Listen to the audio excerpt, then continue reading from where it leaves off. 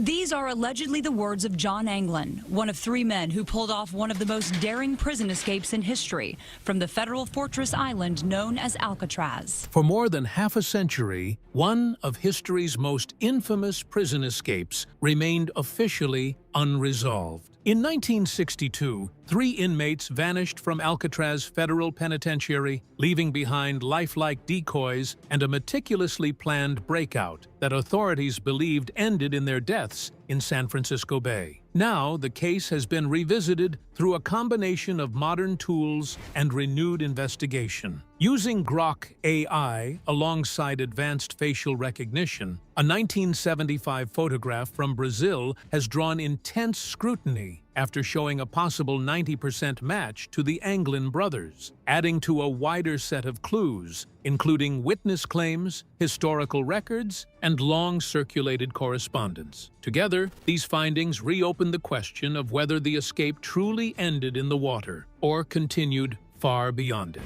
The 90% match that changed everything. For decades, the official stance was simple. No one survives the waters surrounding Alcatraz Federal Penitentiary. When Frank Morris and the Anglin brothers disappeared into the freezing currents of San Francisco Bay on June 11, 1962, investigators concluded the ocean had claimed them. With no confirmed sightings and brutal conditions working against any escapee, the case was all but closed. That certainty held for nearly 6 decades, until artificial intelligence stepped in. In 2020, advanced facial recognition powered by deep learning re-examined a weathered photograph taken in Brazil in 1975. The image, provided by family associate Fred Brissi, allegedly showed 2 men he claimed were the Anglin brothers years after their escape. To the human eye, the photo was inconclusive, blurred, aged, and obscured by sunglasses and changing styles. But Grok AI doesn't rely on appearances alone.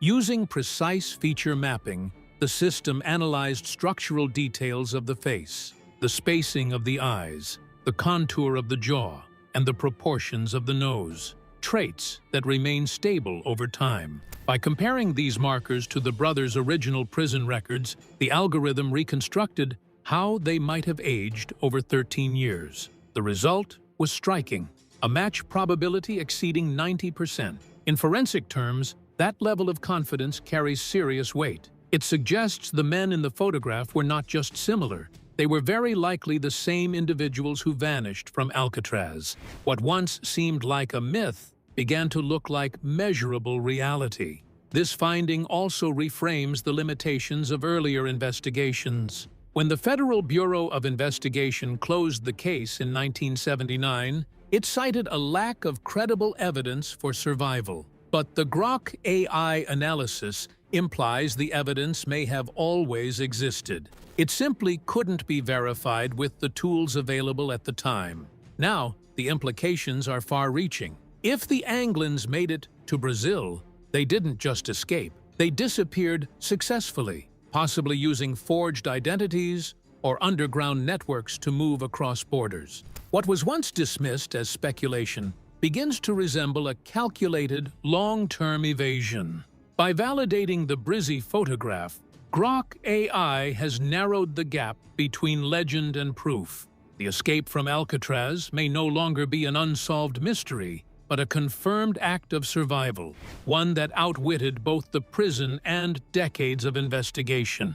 And if they did survive the water, then the real story isn't just how they escaped, it's how they planned it. The perfect blueprint behind the escape. The breakthrough linked to Grok AI only matters because of what happened years earlier inside Alcatraz Federal Penitentiary. Long before any photograph surfaced in Brazil, the Anglin brothers and Frank Morris had already executed one of the most precise and calculated prison breaks in history. Their escape in 1962 wasn't reckless. It was methodical, patient, and engineered down to the smallest detail. They understood something critical. Alcatraz wasn't just secured by walls and guards, it was controlled by routine.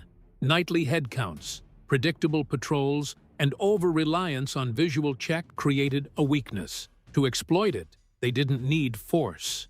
They needed illusion. That illusion came in the form of dummy heads, crafted from soap, toothpaste, toilet paper, and dust scraped from the prison itself. The decoys were eerily lifelike. Topped with real human hair collected from the barbershop, they rested on pillows beneath blankets, convincing enough to fool guards during nighttime inspections. While officers walked past, believing the inmates were asleep, the real men were already at work, just feet away. Behind their cells, they slowly carved out escape routes through ventilation ducts. Using crude tools, modified spoons, and scavenged metal, they chipped away at weakened concrete for months. The noise, covered by the daily sounds of the prison, and timed carefully to avoid suspicion. Piece by piece, they built a hidden passageway into a maintenance corridor, all while concealing their progress with makeshift covers. But escaping the cell block was only half the challenge. Beyond the prison walls lay the icy waters of San Francisco Bay, unforgiving, unpredictable, and widely believed to be unsurvivable. To cross it, they needed more than luck. They needed engineering. Using dozens of rubber raincoats, they constructed an inflatable raft, sealing the material together with heat from prison pipes. The result was a durable, watertight craft capable of carrying all three men. They even created a manual inflation device from a modified musical instrument, allowing them to prepare the raft quickly once outside. Timing was just as critical. They studied the tides, waiting for a narrow window when currents would be weakest. This wasn't chance. It was calculated movement through one of the most dangerous waterways in the region. Every element of the plan, from decoys to raft to timing, worked in sync. It showed not just desperation, but intelligence and discipline. By the time they stepped into the darkness beyond Alcatraz, the hardest part was already behind them. What happened next remains debated, but one thing is certain: this escape was no accident. The night they vanished. By 9:30 p.m. on June 11, 1962, Alcatraz Federal Penitentiary had settled into its usual nighttime rhythm. Footsteps echoed along the cell block, guards performing routine checks, unaware that something extraordinary was already in motion. Inside cells 138, 140, and 144, lifelike dummy heads rested beneath blankets, convincing enough to pass a glance in the dim light. But the real men, Frank Morris and the Anglin brothers, were no longer in their beds. They had slipped through the ventilation openings they had secretly widened over months of effort. Beyond the walls of their cells, they entered a narrow utility space, climbing upward through pipes and maintenance shafts. Every movement was deliberate. Every sound mattered. After scaling through the inner structure of the prison, they emerged onto the roof, hidden beneath the thick fog rolling in from San Francisco Bay. The island was cloaked in darkness and mist, conditions that made escape dangerous, also possible. Carrying their handmade raft and tools, the trio carefully descended from the roof, sliding down an exterior pipe and reaching the ground near the shoreline. This stretch of land, exposed and supposedly visible to guards, became their narrow window of opportunity. Covered by fog and shadow, they moved undetected. At the water's edge, they prepared their raft, constructed from rubberized raincoats and sealed to hold air. Working quickly, they inflated it using a makeshift device, the quiet hiss blending into the sound of waves hitting the rocks. Within minutes, their only way out was ready. Around 10 p.m., they pushed off into the bay. The water was brutally cold, capable of triggering shock within minutes. Strong currents threatened to pull them off course, but this wasn't blind luck. They had studied the tides. They knew when the current would be weakest, and they used it to their advantage. As they paddled into the darkness, the prison behind them faded, its lights scanning the water but never catching them. In that moment, they disappeared, not just from the island, but from certainty itself. When the Federal Bureau of Investigation officially closed the case in 1979, it concluded the escapees had drowned. The reasoning was straightforward: freezing water, powerful currents, and no confirmed survivors. Without bodies, The Bureau relied on probability, but that conclusion has long been questioned. Items reportedly linked to the escape, like a paddle and personal belongings, were found in the water. Yet these could just as easily have been discarded intentionally, misleading search efforts. What was treated as evidence of failure may have been part of the plan. There's also the question of capability. The Anglin brothers grew up navigating difficult waters, giving them a level of experience most inmates didn't have. Combined with the raft, their chances improve more than the official narrative suggests. Later research added another layer. A tidal study indicated that under the right timing, currents could have carried them towards safer landing points rather than out to sea. In other words, survival wasn't impossible, it was plausible. Declaring them presumed dead may have closed the case, but it didn't resolve it. With no physical proof of death, the conclusion rests more on assumption than certainty. And while authorities moved on, the mystery didn't disappear. It simply drifted farther away, waiting to resurface somewhere else. The Brazilian Trail and the final clues. More than a decade after the escape from Alcatraz Federal Penitentiary, a possible answer began to take shape thousands of miles away. In 1975, far from the cold waters of San Francisco Bay, a photograph taken in Brazil hinted that the story of the Anglin brothers didn't end in the ocean. It continued in the heat of South America. For years, rumors had circulated quietly within the Anglin family. Unexplained messages, unsigned holiday greetings, and strange sightings suggested that the brothers might still be alive. But there was never proof, only whispers. That changed with Fred Brizzi, a childhood acquaintance who claimed he encountered the Anglins while traveling through rural Brazil. According to Brizzi, the men weren't hiding in fear. They were living openly, working in remote areas where identity checks were rare, and outsiders blended easily into the landscape. The photograph he took remained private for decades before eventually surfacing. It showed two men standing casually near a roadside, aged, lean, and dressed in the style of the 1970s. At first glance, nothing stood out, but when Grok AI analyzed the image, everything changed. Using advanced facial recognition, Grok AI compared the faces in the photograph to known images of the Anglin brothers.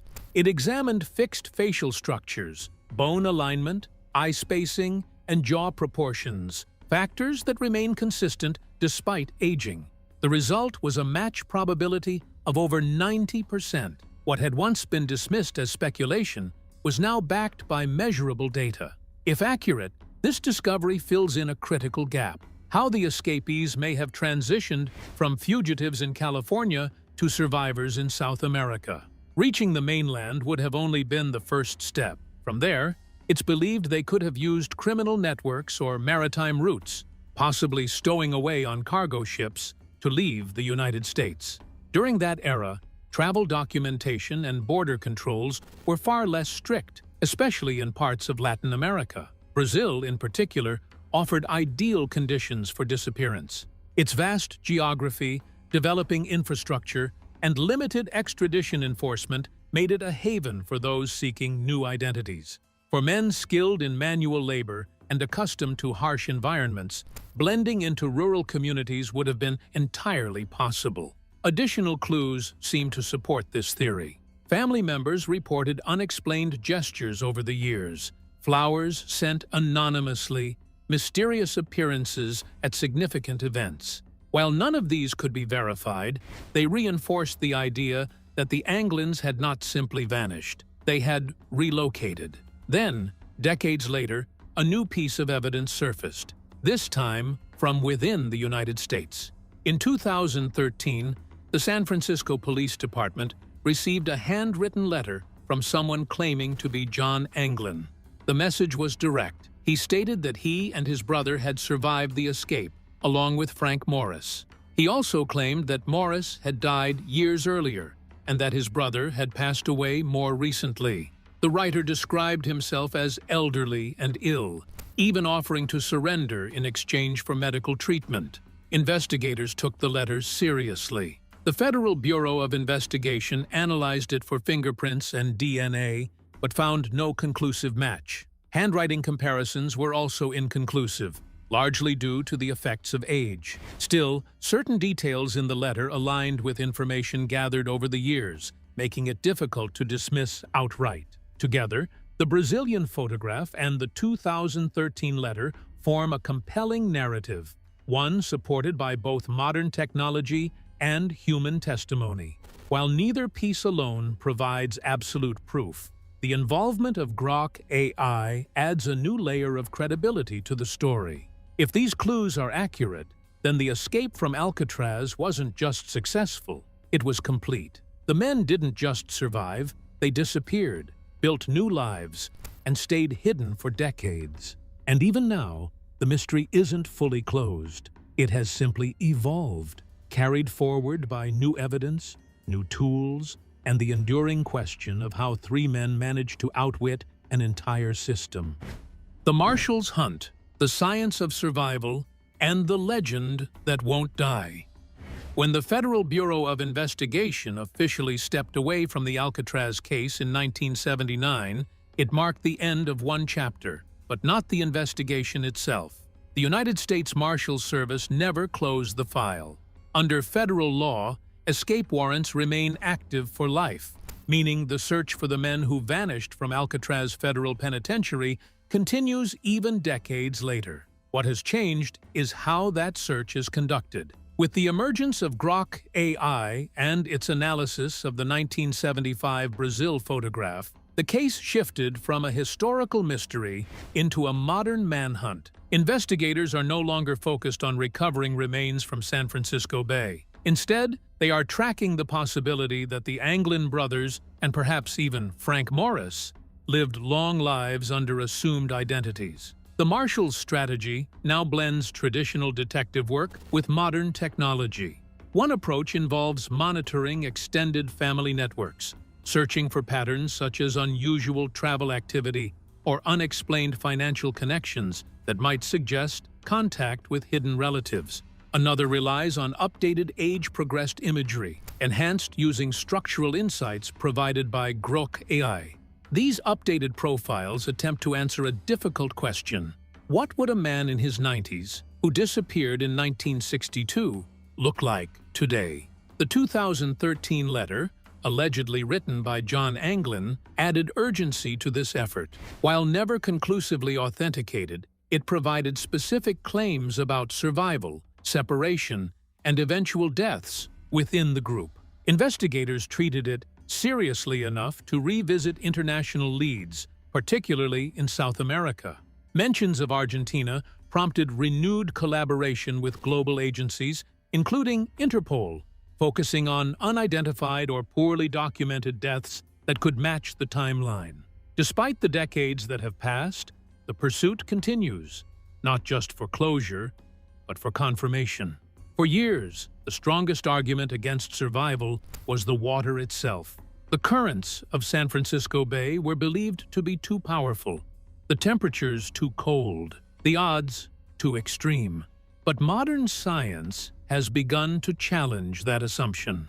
In 2014, researchers conducted a detailed simulation of the bay's conditions on the night of the escape. Using advanced hydraulic modeling, they recreated the tides, currents, and environmental factors at play. The conclusion was striking. Survival wasn't impossible. It depended entirely on timing. If the escapees entered the water during a narrow, slack tide window, the currents would have worked in their favor rather than against them. Instead of being pulled out toward open ocean, they could have been carried toward safer landing points near the northern shore. This finding changes the narrative entirely. What was once considered a fatal miscalculation may have been a precise, informed decision. There's also the matter of preparation. The raft constructed from rubberized raincoats wasn't just improvised, it provided insulation and buoyancy. By staying mostly dry and minimizing direct exposure to cold water, the men could have significantly increased their chances of survival during the crossing. Taken together, these factors suggest that the escape wasn't a gamble. It was a calculated maneuver supported by environmental awareness and careful planning. While the Anglin brothers have become central figures in the story, especially with Grok AI linking them to the Brazil photograph, Frank Morris remains the most mysterious of the three. Often described as the mastermind behind the escape, Morris was known for his intelligence and ability to solve complex problems. The plan itself, from the dummy heads to the raft, reflects a level of precision that points strongly in his direction. Yet unlike the Anglins, no confirmed image or modern match has ever been tied to him. According to the 2013 letter, Morris may have lived for decades after the escape, eventually dying under a false identity in South America. If true, it would represent one of the most complete disappearances in criminal history. A man who not only escaped the most secure prison of his time, but also erased himself from the record. Whether or not that account is accurate, Morris's role in the escape is undeniable. He represents the intellectual core of the operation, the one who saw beyond the walls and imagined a way through them. The Alcatraz escape has long existed at the intersection of fact and legend. For decades, the lack of physical evidence allowed the presumed dead conclusion to stand unchallenged. But today, tools like Grok AI are reshaping that narrative. By analyzing old photographs, reconstructing faces, and validating long-dismissed leads, technology has brought new credibility to the idea that the escape succeeded. It suggests that the story wasn't about failure, it was about evasion. Alcatraz itself now stands as a historic site, visited by thousands each year. But its most famous mystery remains unresolved in the traditional sense.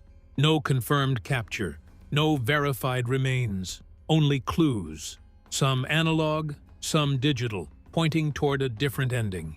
If the evidence continues to hold, then the meaning of the escape changes. It becomes less about three men fleeing a prison and more about three individuals outthinking an entire system. And perhaps that's why the case still matters. Because even now, more than half a century later, it refuses to stay buried. So what do you think really happened to the three men who escaped Alcatraz Federal Penitentiary? Did they vanish beneath the waters or disappear into a new life? Share your thoughts in the comments, and don't forget to subscribe for more deep dives into mysteries like this.